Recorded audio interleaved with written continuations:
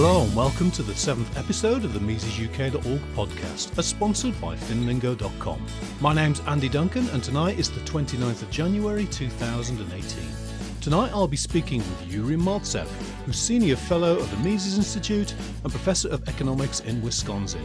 He's also the author of numerous books and many splendid articles. Before famously defecting to the United States in 1989, Professor Maltsev was a member of the Soviet economics team that worked on President Gorbachev's reforms package of perestroika. Tonight we'll be discussing a range of topics including President Trump, President Putin, Murray Rothbard and the future of the Austrian economics movement. So it gives me great pleasure to introduce my great friend, Professor Yuri Maltsev. Good evening, Yuri. Oh, good evening, Andy. Yeah, it's so nice to hear your voice. Fantastic. Are you in Wisconsin tonight? Yes, I am. It's actually middle of the day here. Brilliant. And it's been quite mild here in January. We had some nice mild weather at the Mises UK conference that we've just finished.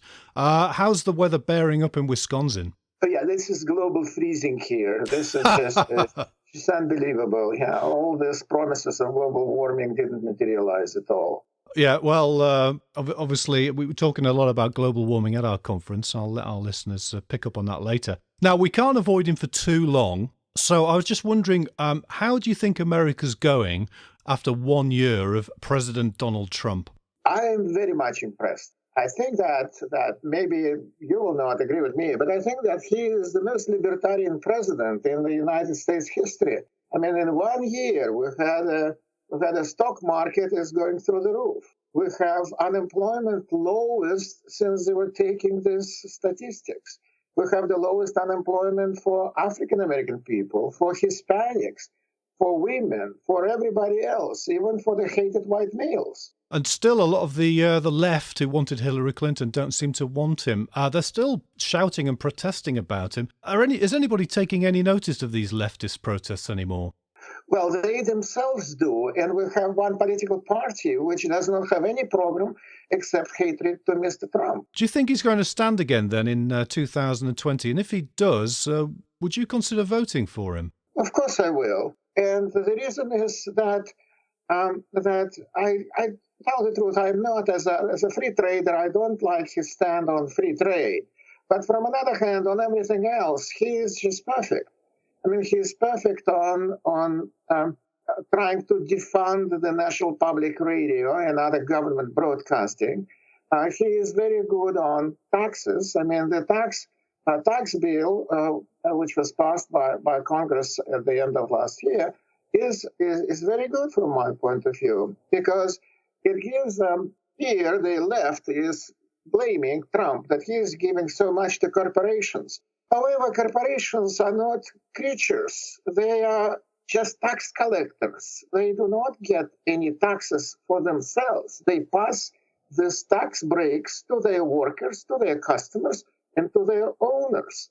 And all three categories of these people, they definitely deserve a raise, and they deserve more economic freedom to do what they want to do. Yeah, of course, most people believe that it's trade unions that get wages to rise, isn't it, rather than free market forces. But then most people are socialist idiots, so there we go.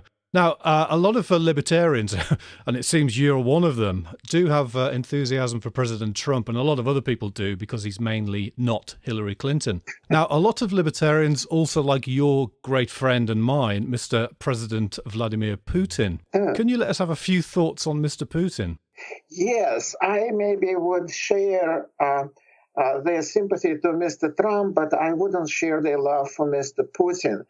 Because Mr. Putin is not such a great president for Russia. He's definitely, life is better, and he is better than what we had before 1991 in the evil empire.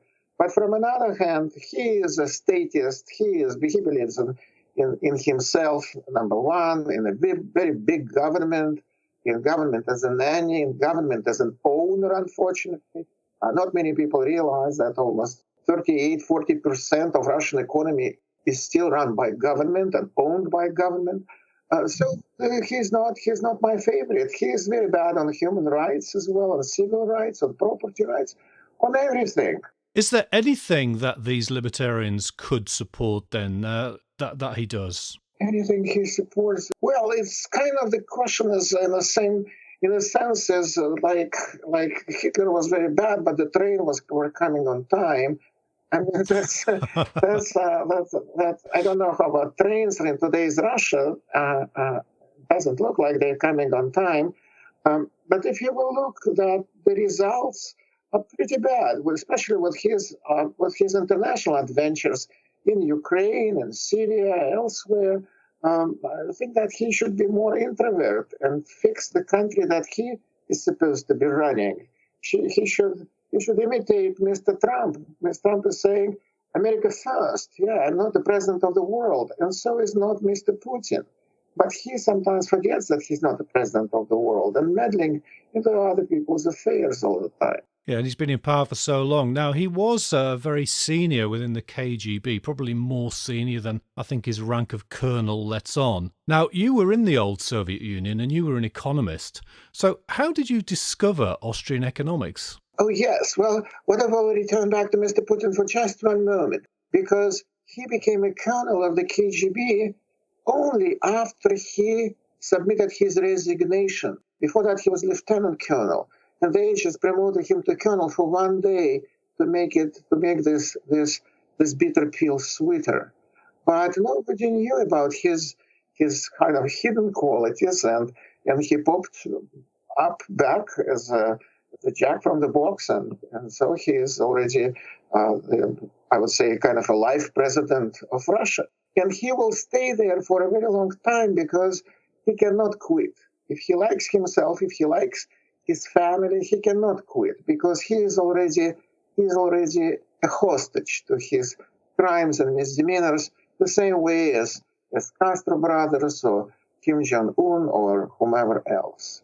But your question was about how did I discover Austrian economics? And I discovered my gateway to wisdom of Austrian School of Economics was Road to Serfdom by Hayek. Hayek, I think, opened this gateway for millions of people. And I was given a book when I was the fourth year student of Moscow State University. I was given this book just for one night. And it was a bad translation into Russian. And it was a very blind copy because they didn't have Xerox machines. So everything was done through the carbon paper. And maybe that was 10th copy of that. And so, but I spent the whole night reading. And amazingly enough, I was not sleepy at all. I felt very much refreshed after I finished the book. And for reading this book, I could get 8 years of prison. Ooh. And the gentleman who gave me this book would get 15 years for dissemination. And I saw with slander, as they would call the book. Hayek, other Austrian economists, as well as George Orwell and the likes, and Solzhenitsyn, they were on a hit reading list of the KGB. So if you would be caught reading or owning or especially passing around a book like that, then that could completely change your lifestyle. Not for long, because in 3 or 4 years you would freeze in the concentration camps of Eastern Siberia. It's amazing, isn't it? Socialism's so strong that it can't actually let people's eyeballs drift over a bit of black ink on some white paper. Now, once you'd read this Samizdater copy of The Road to Serfdom, how did you find any other Austrian books? You wouldn't believe it that I was so impressed by the book that I changed at this pretty late time for me to do that. I've changed my major from modern history to economic history and history of economic thought. And I went to a dean of my college, and he gave me a letter to the Lenin's library that I can have an access to bourgeois, vulgar political economy. And so because I'm considered to be a critic of this bourgeois, vulgar political economy, why do they call it vulgar? Because Marxism and Marxists, they believe that everything which was before Marx in economic theory was good because it prepared Marx. Oh, I see. Yeah. But after Marx already came up with the ultimate truth, then anything else is vulgar. It's the paid lackeys of bourgeoisies. It's already not. They even hated Keynes with great passion because Marx came up with the wisdom, and somebody is saying that no, we have something else to offer. So that was, and so I took this letter. I went to the Lenin's library. I was interrogated by the real KGB person there. I signed a pledge that I will never tell anyone what I would read in this secret book, secret library. And that was on the 11th floor, which was not marked in the elevator. And yeah, it was really kind of like, you feel like a James Bond reading for me. And so you go in, there's big fat police women with guns. Wow. And then they give you the book which you want. However, they also politely advise you that in my dossier with them, all the books that I'm checking out, they will be all written in my dossier. And every book also had a dossier. And so, for example, they can open the dossier for Human Action of von Mises, and they can see who read von Mises, who read this book, as long as the book was there in the library. You cannot check it out in a sense, you cannot take it out of the library, because you should read it behind the double steel doors. Yeah. And if you take notes, you should show to some officer sitting near the door what kind of notes did you take. And who were they scared of most in the Soviet Union? Were they scared mostly of Mises or Rothbard or someone else? I think that they hated mostly Hayek. Ah, okay. Hayek was number one anyway in the field of economic theory. However, in my textbook about this bourgeois vulgar political economy, I think the title of that textbook was also funny. I think it was called "The Preachers in the Church of Capitalist Exploitation." And I think they hated Hayek mostly. I don't think they read either one of them, but I think they hated Hayek because he got a Nobel Prize. Right, and I suppose he wrote Road to Serfdom as well. Now, so you'd gone from the outer party to the inner party, and now you could read all these secret texts. Exactly, and I was told about Hayek. Yes, I asked my professor why we don't like Hayek so much, and because nobody can read it, and so we only can kind of condemn him without reading. And he said that Hayek is also. He went to get his Nobel Prize in 1974 at the same time as Solzhenitsyn, and they became acquainted and they really respected each other. Hayek was shined by that as well. Now, I remember you telling me once, I can't remember where, that the main economics advisor to President Gorbachev believed in a supply and demand curve that was the other way round. That was the wrong way round from what we know it to be. Can you tell us a bit about that? Yes, that was actually my boss, Leonid Balkin, who was first deputy prime minister of the Soviet Union and academician, and also director of the Institute of Economics of the Academy of Science. And so he believed that in the Soviet Union, the demand curve, it actually looks like a supply curve. And for what reason? Because if in the plan, you need to spend, because the plan is based on the idea that you should spend this much. For example, you should spend on this object, say, 300 million rubles, and that's the only way they can find that this object is being built. And then you can do whatever you like to do. If you have, for example, a brick made of diamonds, which would cost 300 million rubles, then you just buy one of these bricks and put it in, and then you already fulfilled the plan. And so that means the higher is the price, the more it will be desired. Oh, it's like Keynesianism cubed, isn't it? So it's amazing they managed to last 70 years. Now, your defection to the West, it's a glorious tale, but it's told in many other places, involving a bag of condoms and a bag of lipstick. in a Swedish department store. But once you did make it to America, you met the great Murray Rothbard. Can you tell us something about meeting the great dean of the Austrian School? Oh, Murray was the sweetest person and the most wise person that I've ever met. Meeting him would be one good reason to defect from Soviet Union. I met him first time on the campus of Stanford University. We had a summer program for von Mises, Austrian Economics University there. And Murray was so sweet. He immediately invited me to Las Vegas. I've been several times because he was teaching at UNLV. He invited me to University of Nevada, Las Vegas to be a guest speaker a couple of times. Then I visited with him at all events of the Ludwig von Mises Institute.